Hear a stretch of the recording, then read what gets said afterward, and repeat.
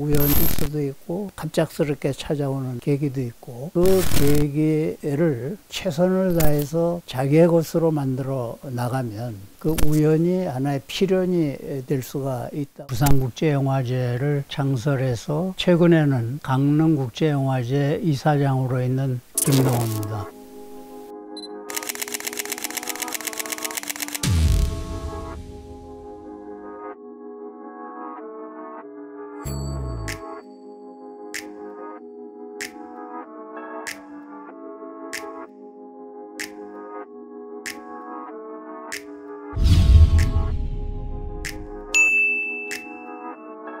영화진흥공사는 1972년에 영화협동조합을 개편해가지고 한국영화를 제작 지원하고 하는 목적으로 설립된 공사였습니다. 약 한 25억 원의 재원을 갖고 진흥공사를 운영을 하면서 제작 지원도 하고 후반작업시설도 운영을 하고 촬영 기자재 대여해주고 이런 활동을 해서 영화진흥사업을 추진을 했었는데, 1984년에 영화법이 개정되고 수입이 자유화되면서 재원이 없어졌죠. 그래서 그 시기에 가장 급했던 거는 문화예술진흥기금의 대부분을 영화 쪽으로 돌리고 국고 지원을 받기 시작을 한 거죠. 그래서 예산 투쟁을 해가면서 국고 지원을 받고, 또 한편으로는 한국 영화가 살기 위해서는 해외 진출하는 것밖에 없다. 그래서 적극적으로 영화제에 참여하기 시작을 했습니다. 그래서 몬트리올 영화제 88년에 인권택 감독의 아다다를 갖고 신혜수 씨가 여우주연상을 받았고, 그 다음에 89년에는 모스크바 영화제 아제아제 바라제 갖고 강수현 씨가 여우주연상을 받고, 그렇게 해서 한국 영화를 해외 진출하는 데 주력을 쌓았습니다. 어떻게 하든 간에 제가 진흥공사를 좀 일으켜 세워야 되겠다는 사명감 같은 것도 있었고, 많은 영화인들을 만나면서 한국 영화가 정말 위기에 봉착해 있구나, 그 한국 영화를 해외에 알리는 것이 무엇보다 중요하다, 그래야지 한국 영화의 수출도 될 수가 있겠다, 그런 생각 때문에 적극적으로 좀 일을 한 것이죠. 영화진흥공사에 있으면서 몬트리올 영화제와 모스크바 영화제를 갔다 와서 국제영화제가 자국의 영화 산업 또는 영화를 해외에 진출시키는데 굉장히 큰 역할을 한다는 것을 절감을 하고 있었기 때문에 해서 창설하게 된 것이 부산국제영화제입니다.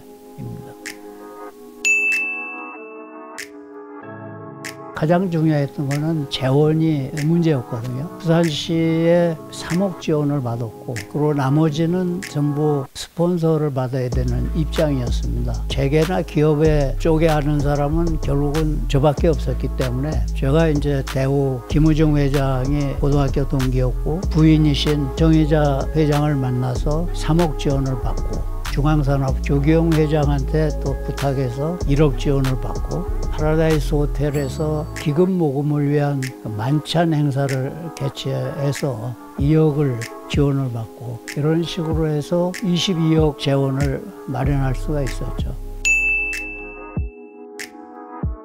우리는 차별화된 영화제를 해야 된다. 이제 아시아 지역에서 개최되기 때문에 아시아의 영화인들 또는 감독들을 발굴하고 아시아에서 새로운 영화를 발굴해서 세계에 알리자 하는데 초점을 둘 수밖에 없었고, 그 대신 우린 경쟁 영화제로 안 하고 아시아의 가장 좋은 영화를 선정을 해서 차기 제작 지원을 해주는 그런 영화제로 가자.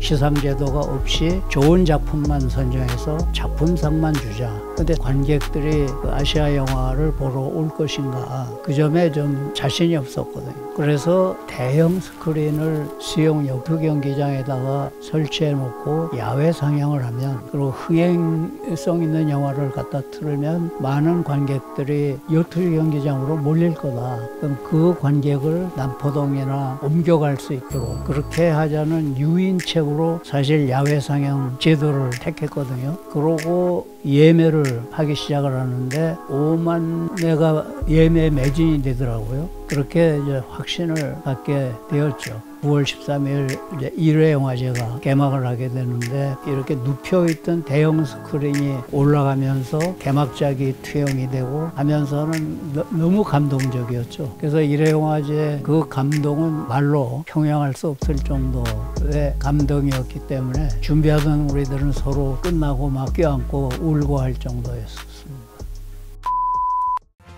움츠러든 경제를 함께 이겨내는 동반자 부산은행이 응원합니다. 힘내라 부산, BNK 부산은행. 영화제를 하면서 보면은 극장을 빌려야 되는데 추석에 항상 문제가 돼요. 추석에 대박 영화들을 붙여야 되고 거기서 돈을 벌어야 되는 것이 극장이기 때문에 추석이 끝난 다음에 적어도 1주가 지난 다음에 극장을 빌릴 수가 있었죠. 이게 날짜가 계속 추석에 따라서 바뀌어져야 돼요. 근데 다른 세계 영화제들 보면 딱 정해져 있다.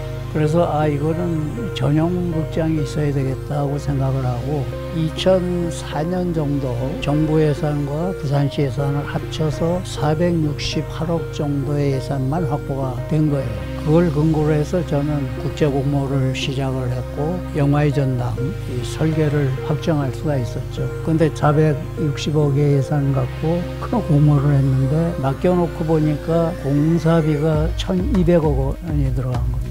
그 다음부터 이제 예산을 확보하기 위한 작전에 들어가가지고 기획예산처 문화체육관광부 다 설득을 하고 하는 그 과정이 한 3년 걸렸어요. 그러니까 예산 확보하는데 이제 3년 걸리고 건축하는데 한 3년 걸리고 그래서 영화의 전당이 2011년에 준공이 되는데 부산에 하나의 랜드마크 건축물로 조성이 됐고 현재는 뭐 영화뿐만이 아니고 일반 공연이나 이런 것도 많이 이용하고 하나의 관광 명소가 되지 않았는가.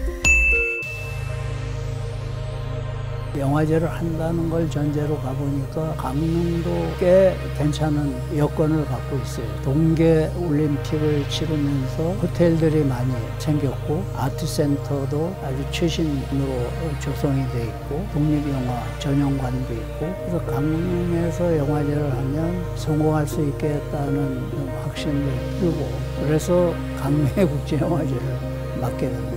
기왕에 맡았으면 또 성공을 시켜야 됩니다. 한번 맡으면 저는 이거는 끝까지 최선을 다해서 완성시켜야만 된다는 어떤 의지나 오기나 뭐 이런 걸 갖고 있는 생각입니다.